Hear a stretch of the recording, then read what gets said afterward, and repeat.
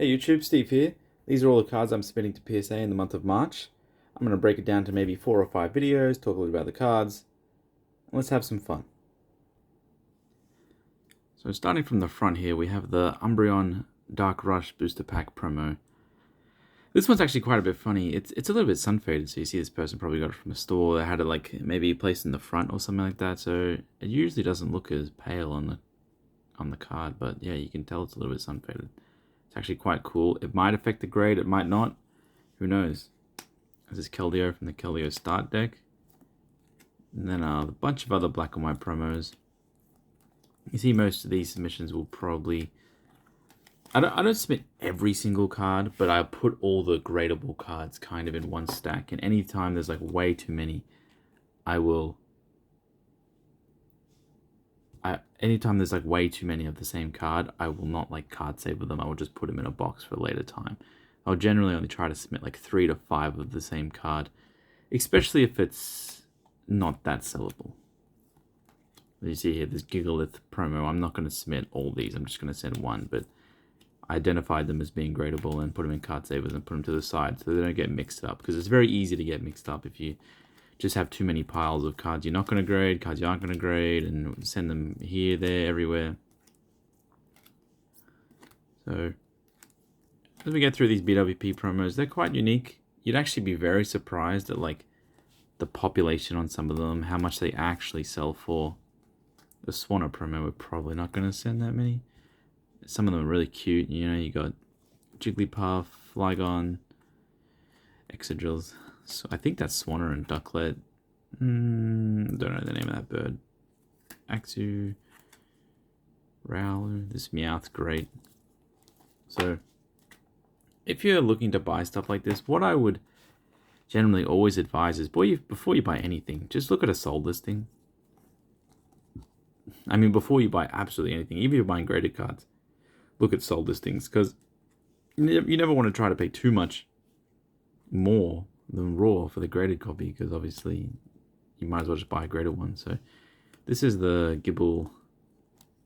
Gabite Garchomp DPP promo. Pretty sick trio. Maybe work out this lighting a bit better. I don't really know where to put it. Maybe like that's better.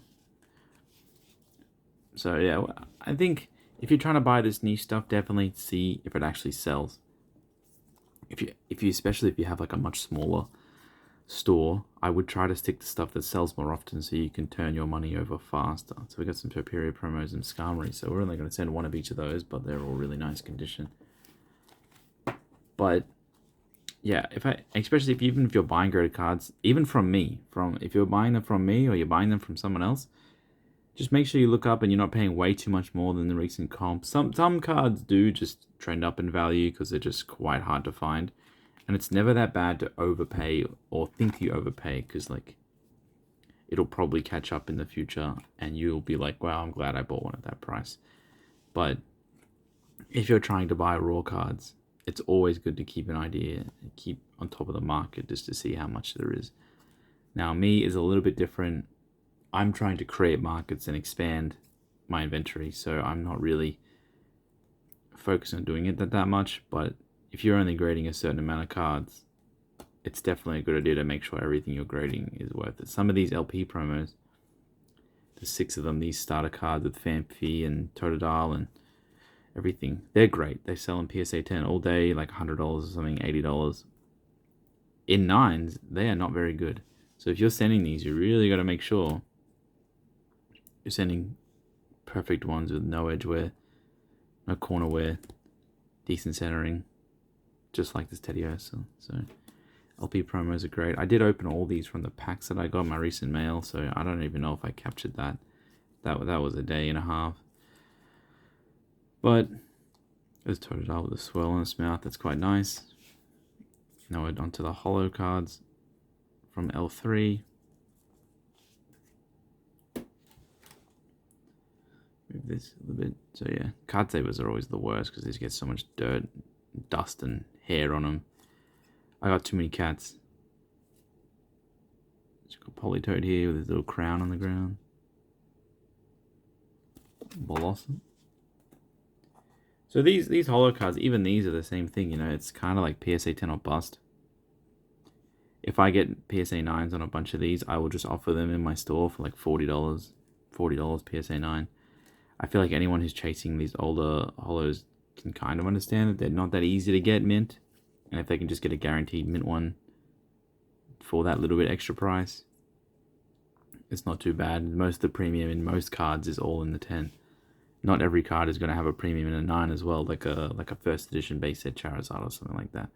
These are more common and they're a lot more accessible. So these Umbreons, not every single one of these is gem, but like I just said, this is a less common card that is more desirable. So this can sell in a 9 a lot easier than, you know, other cards can. I'm just going to keep moving this light further and further back because it keeps blinding me. Oh, we got 2 more Umbreons in between that Porygon. Got the Houndoom. Love the Houndoom LP promo. I've pretty much sold all of these before in PSA 10. So I already have all the knowledge in my mind. I don't have to go and search up every single one and be like, okay, that is it. Man, these LP holders, they have some really sleeper cards. Like a little bit of knowledge right here. This Scyther. Oh, sorry. This Sizzle. Geez, not Scyther. It's Sizzle. This one isn't gem mint, unfortunately. Oh, there's a little bit of something stuck in the case there. That's not great. I'm actually going to pull that aside and take that out. But make sure when you put stuff in card savers, there's nothing like on the front of the card. Because like if you have a little bit of particle of dust that gets in as you put the card sleeve in, it'll push onto the card and put a dent into the card. So something like that, I don't know what that is, just a piece of dust or whatever, or a piece of skin or something. If things happen all the time, stuff's coming off everything. That is not that bad to have in the card if it's in the sleeve, but if the card gets pushed against that and it makes a very, very little micro indent, it'll be very bad. So this Sizzle, it sells for around 700 USD right now on PSA 10. It's very, very desirable. It might be one of the most desirable holos from all of LP. I mean, not LP, or from all of Legend Era, along all 5 sets. Even more than most holos, most promos, everything. So even more than some primes and some legends. Like, this card is off the rails. If you're looking for it's a little bit of knowledge for you, because, you know, if you're going through your travels and you see something like that, and you think it's really good condition, I would definitely try and pick it up. These Ninetales are beautiful.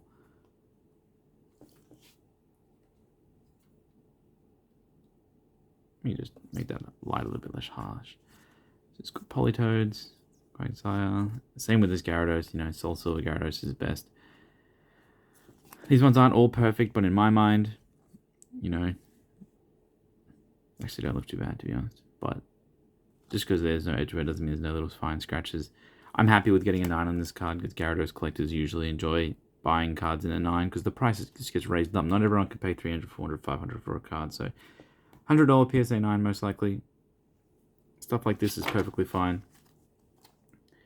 And yeah, I mean, this is just the first stack, and I'm going to try to keep these videos a little bit smaller so I can talk a little bit more about the cards and give a little bit more insight here and there, not just be like, here are all the cards I'm submitting and just like fly through them, because that's not very fun for anyone.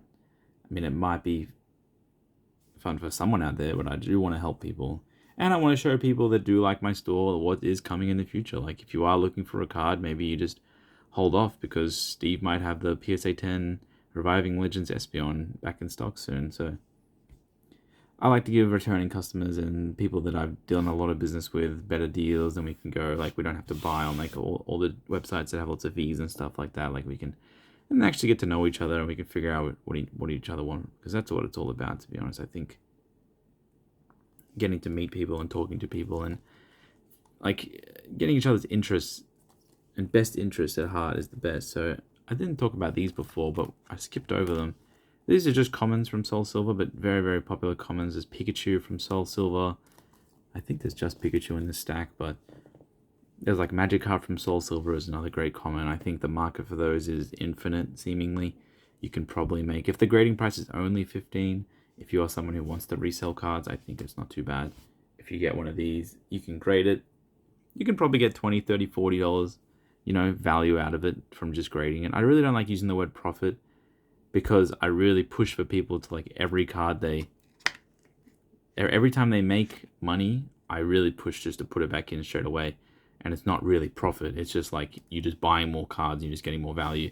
So profit really is a bad word to use in my opinion, because I profit very little in monetary value, but I get a lot of value back in cards that I'm purchasing.